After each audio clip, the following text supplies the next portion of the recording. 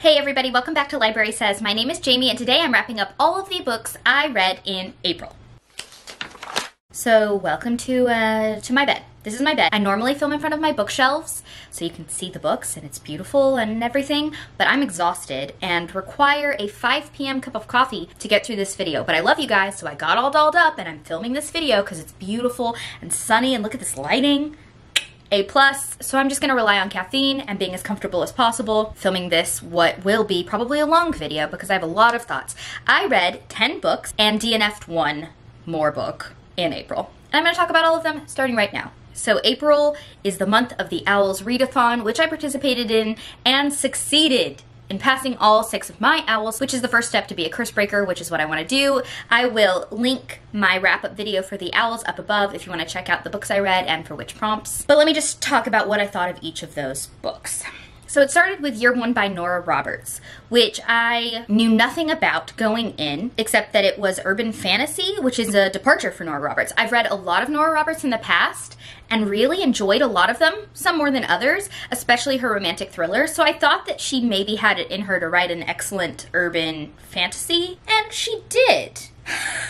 I was surprised at how much I enjoyed it. I think it has sort of a unique twist on things, but here's the problem. Let me tell you what this book's actually about. Year One is about a virus, a pandemic, wiping out like all of humanity. And the few that are left are surviving. Meanwhile, like about half of the people who are left are developing magical powers and or abilities, or learning that they have some sort of magical heritage where they're fae or shapeshifters or witches, wizards, whatever. And it's sort of this martial law situation where there's no government, it's complete anarchy.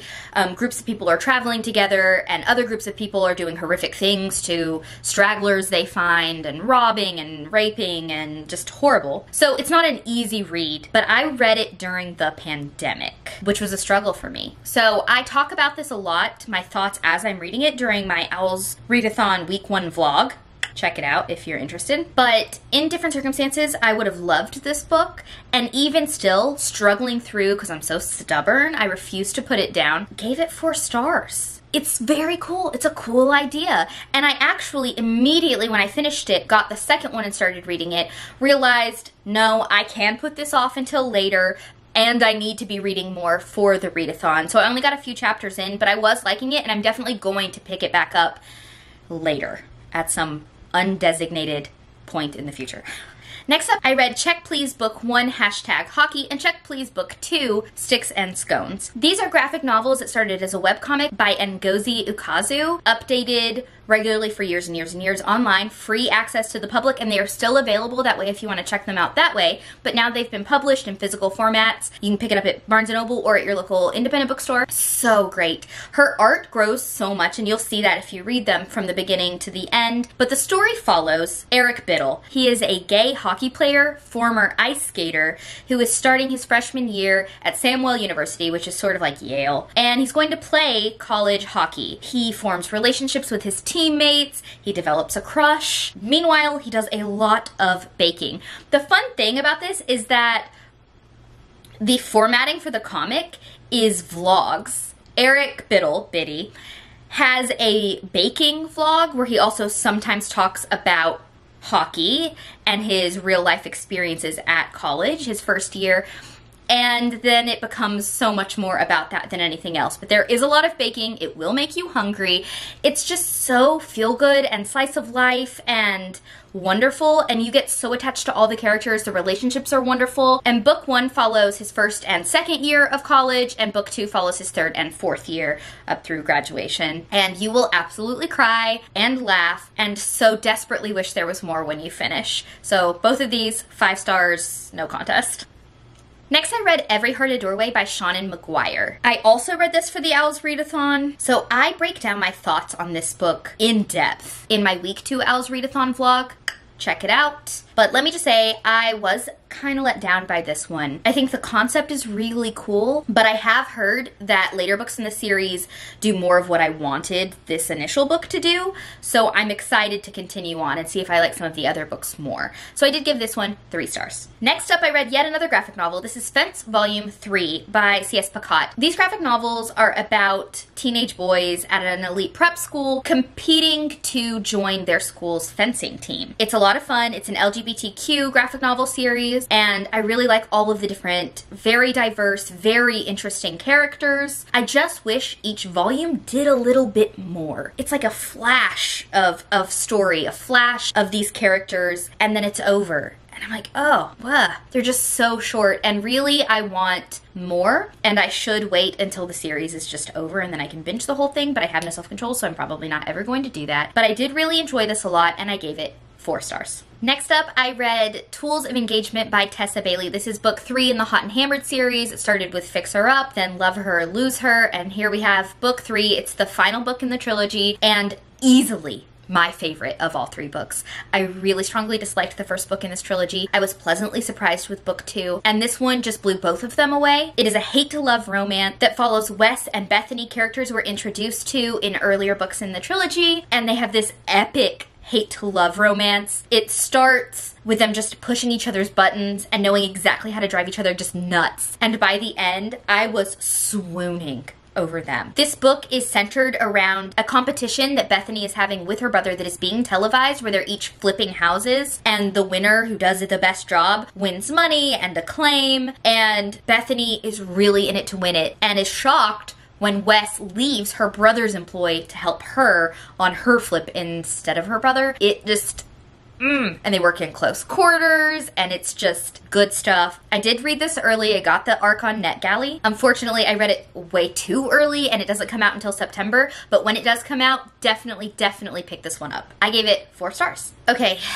this is the one I've been kind of dreading and wanting to put off. Steel myself. I took several days out of the middle of my magical readathon to read House of Earth and Blood by Sarah J. Maas, and I really struggled with it. I love Sarah J. Maas. I love so many of her books from the past. I was ecstatic going into this. I was so excited for something a little bit different, something more mature, and I'm still sort of scratching my head. And a lot of people loved this, so I don't know. I'm clearly not the be-all end-all of opinions on this book, but I thought it was way too long. I thought there were about 3 times too many characters introduced, who we got names and a quick snippet of backstory. A billion times through this book, I had to be like, who's that? Who are we talking about? How are these people related again? And I didn't even take that long to read it. Like, I read it in a few days, so I shouldn't have had trouble remembering who was who and how they were related and when was the last time I saw this person, and remind me again, like when someone shows up at the end of the book and you're like, remind me again, who is that and why are they important and how does this make sense? Also, there are a few moments where like big bads take chapters to lay out their evil plan, and I'm like, what? I had trouble getting connected to the characters. Again, everything was so convoluted, and we got way too much backstory for some characters and not nearly enough for others. It felt like some parts were overwritten, some parts were underwritten, and it was convoluted and so long and so many characters, and there wasn't even really a plot. There wasn't, I need someone to give me like a concise paragraph explaining the actual plot, not the events that happen, the plot of this book, because I couldn't do it for you. We're going to this place, we're going to that place, we're doing this thing, we're doing that thing, we're meeting these characters and getting more backstory. I thought it had some redeeming qualities. I thought some of the characters were really cool. I did like Bryce a lot, especially toward the end. I thought she grew up quite a lot. I loved Rune. I thought his dynamic with Bryce was interesting. I thought the concept of the world was cool, but it wasn't executed very well. I gave this book 3 stars, but honestly, looking back, I think I did that out of loyalty to Sarah J. Maas. If I had never read her before, I think I would have given it 2 stars. I might have DNF'd it.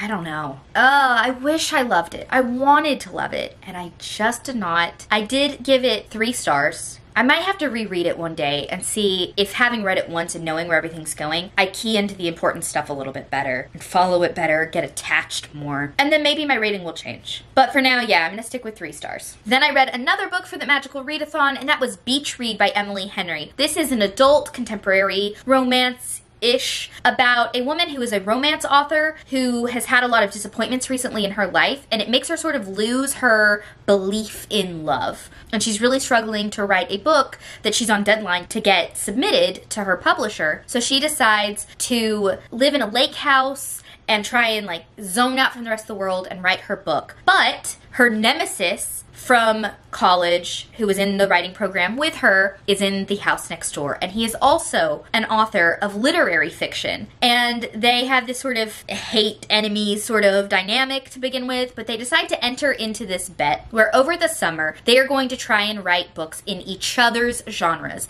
and the first one of them to successfully complete and sell their manuscript in the other person's genre wins. Let me just say, it is hilarious, like so witty. These characters, they're back and forth. It's like Gilmore Girls-esque banter, like top level banter. They're hilarious. Yes, it's a romance, but the characters have so much other stuff going on and so much more complexity besides just this surface level relationship. The characters on their own each grow.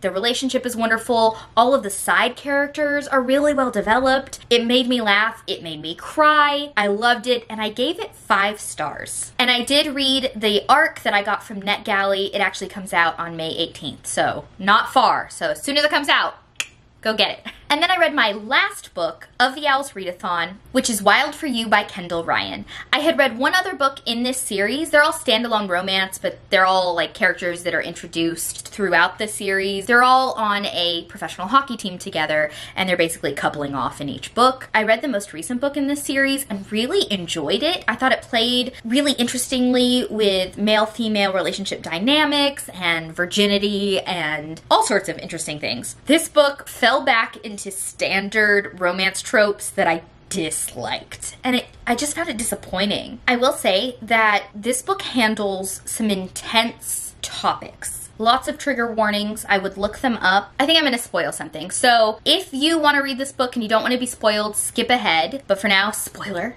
this is a surprise pregnancy book.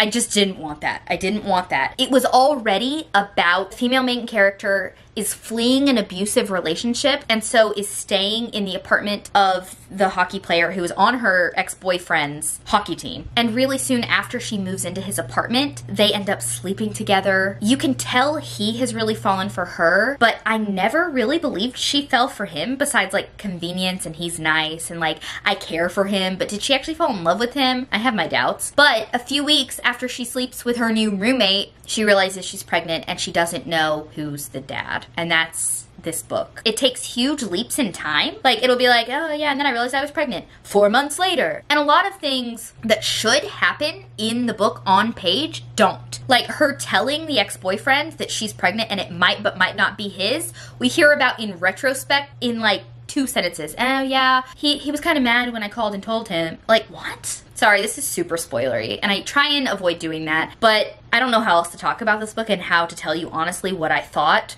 without telling you these things. So, spoilers over. I gave Wild for You by Kendall Ryan 2 stars. And then the last book I read was also a disappointment. It was Praying for Rain by B.B. Easton. This is an independent apocalyptic romance. The apocalypse is coming. The 4 horsemen of the apocalypse are coming. And we follow a 19-year-old girl and a 22-year-old guy who meet and have this weird sort of relationship, and then they fall for each other. They both seem really young. Like, I would put them both at like maybe 15, 16, 17. Maybe. And they're supposed to be 19 and 22, which I just didn't buy. The apocalypse stuff is weird, and then the explanations that we get later are, it was really poorly written. It was very independent in the worst way. It needed some editing. It needed some meat on its bones. It was convoluted. It needed a lot of work. This felt like the first draft of maybe an interesting idea, but we just couldn't. We couldn't get there. And unfortunately, it is a trilogy, and I thought like I would just read all 3 and kind of blow through them. And instead, I struggled to finish the first book and definitely won't be reading books 2 or 3. And that's it for that, and I gave it 2 stars. I also DNF'd one book this month. I actually started it in February or March. It's 8 Perfect Murders by Peter Swanson. It is a mystery thriller, sort of, that a lot of people really loved. I started it, I put it down for like a month and a half, I picked it back up, I read another like chapter, and it was just like, oh, I don't wanna. So I decided not to, and just to DNF it, call it quits. I don't count DNFs towards my total number of books read, but I still thought I would talk to you a little bit about it and why I felt like I needed to DNF it. This follows the owner of a mystery bookstore who wrote a blog entry years ago about 8 perfect murders in fiction, in mystery fiction. And then someone commits murders based on his list. So the FBI shows up asking for his help. He may or may not be a suspect. Very cool idea. Sadly, the idea was about the most interesting part. I never liked any of the characters. I never cared about any of the characters. I found it very put downable. Things got very convoluted very quickly. And a lot of the reveals we get, I just didn't buy it. I didn't believe in some of these motivations of these characters. It felt like the author had a really cool idea and then just couldn't craft the characters and the setting and the plotting to carry out that idea, if that makes sense. I'm trying not to spoil anything this time. So I ended up DNFing it so it doesn't get a star rating, and that's that. So that's it. Those are the 10 books I read and an 11th book I attempted to read in April. It was pretty hit or miss. Probably more on the side of miss than hit. I struggled a lot. And I was hopeful going into May that I would have a better time, but so far I finished 1 book and it was also a 2-star read, so maybe I need to change things up and read something completely different. But regardless, those are the books I read in April. I'd love to hear what you read in April, or if you've read any of these books, what you thought about them, and I'll catch you guys in the next one. Bye!